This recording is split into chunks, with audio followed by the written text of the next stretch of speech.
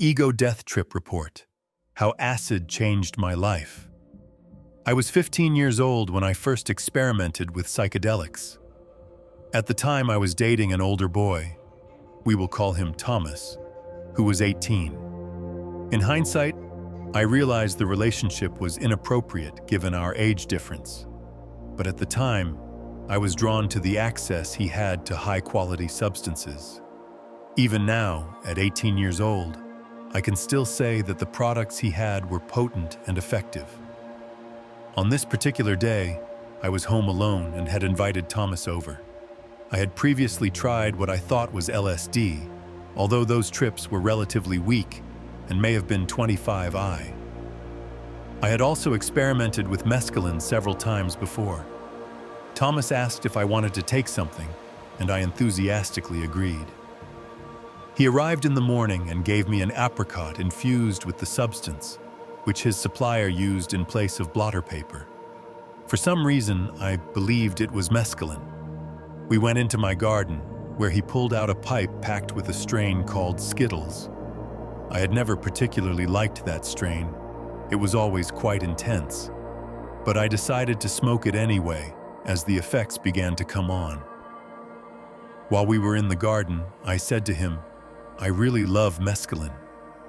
He looked at me and said, "This is LSD." Almost immediately after he said that, the visuals began to intensify. It had not even been 10 minutes yet. I was mesmerized by the way the wind moved through the trees and the grass, flowing freely in any direction it pleased. I looked at my dog, who seemed calm and content, yet also protective.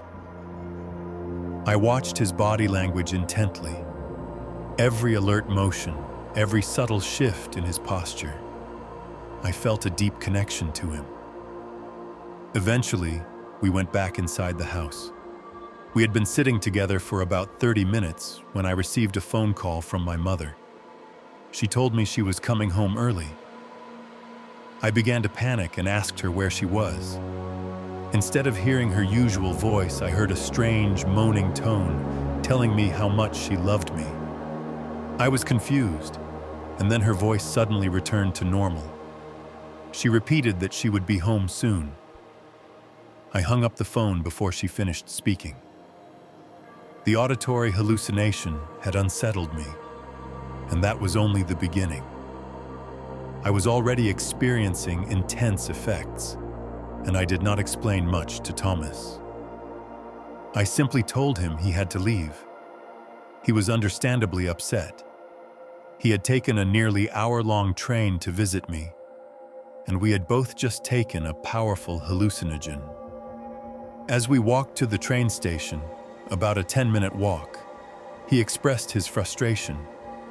I was struggling to comprehend why he was upset, and I kept forgetting the reason. He reminded me several times that my mother was on her way home. In an effort to console him, I tried to give him a hug, but I was mentally scattered and unsure of how to respond. My memory was deteriorating rapidly. He would remind me of what had happened, and I would promptly forget again. At some point, he forgave me, and we continued walking. But I kept forgetting he had forgiven me, and I kept trying to reassure him unnecessarily. Eventually, we arrived at the train station. I was still incredibly disoriented and unsure why we were there. I vaguely remember that he told me he loved me for the first time, but I did not respond. He grabbed me by the shoulders and said firmly, "Go home." Looking back, there was absolutely no way I could have allowed him to be at my house when my mother returned. His presence would have made the situation exponentially worse. I would have refused to let him stay and attempt to take care of me. At this point, I went into autopilot. I believe I was able to walk home only because I had done the route from the train station to my house countless times. The neighborhood is relatively safe, and the path back goes through a wooded area. The only thing I clearly remember was Thomas's voice in my head telling me, "Go home."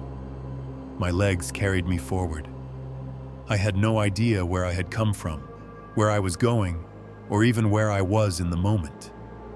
The visuals were overwhelmingly strong. Everything appeared foreign, like an alien realm with highly saturated colors and distorted shapes. Even the leaves on the trees looked like perfect circles.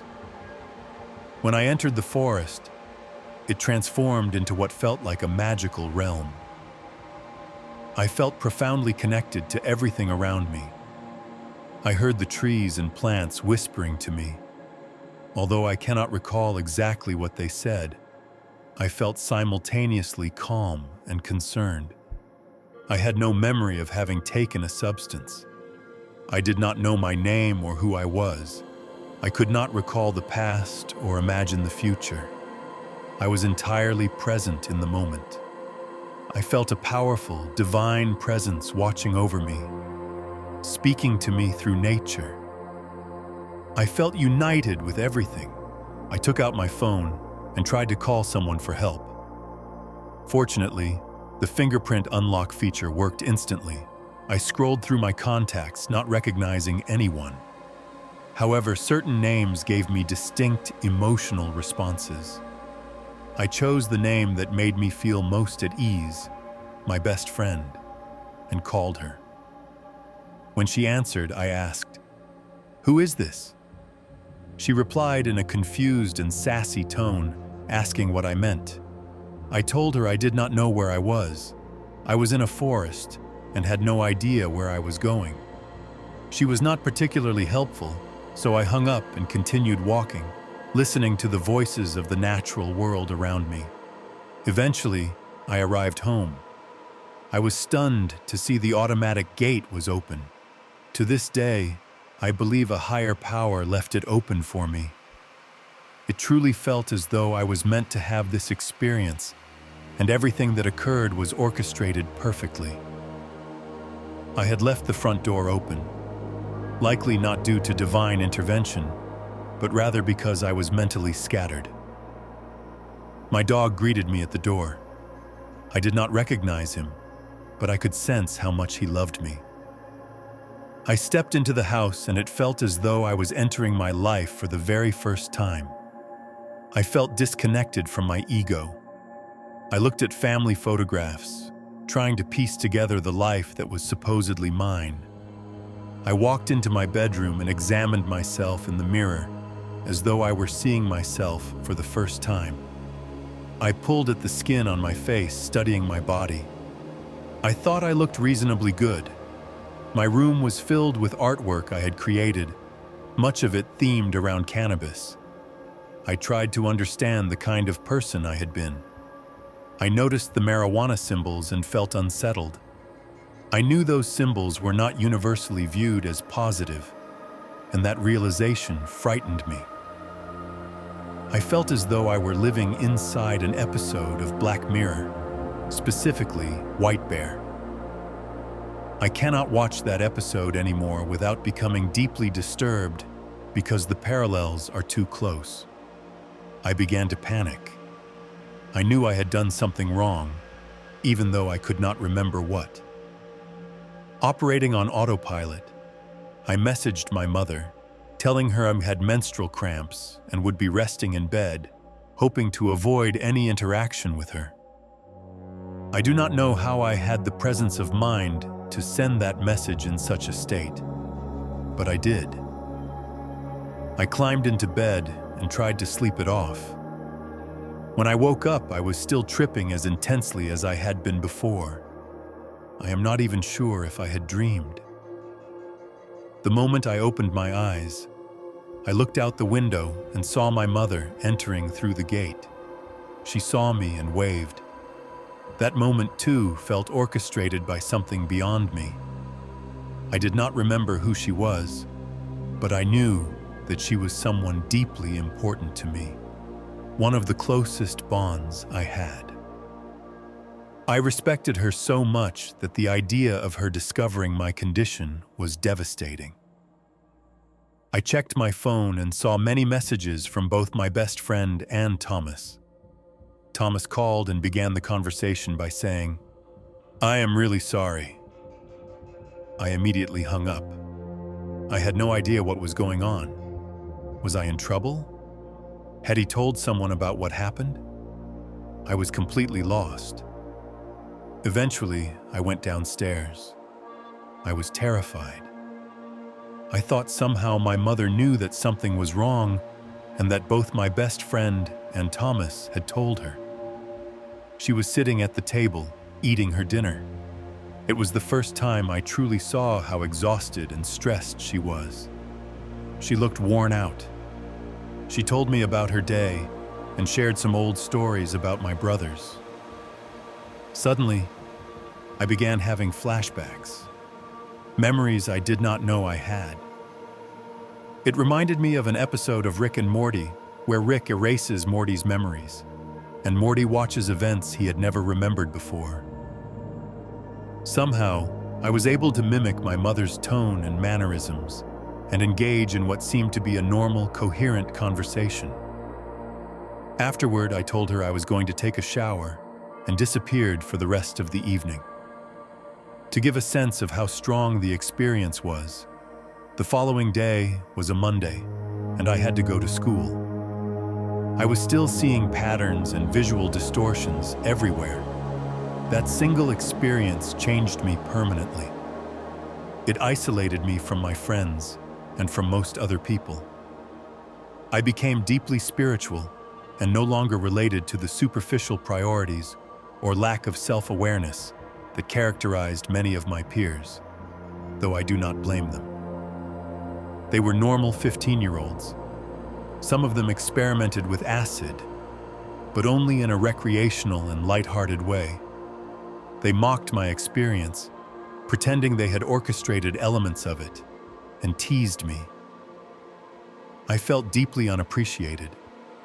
My experience had been extremely intense and frightening, and I was genuinely concerned for my well-being.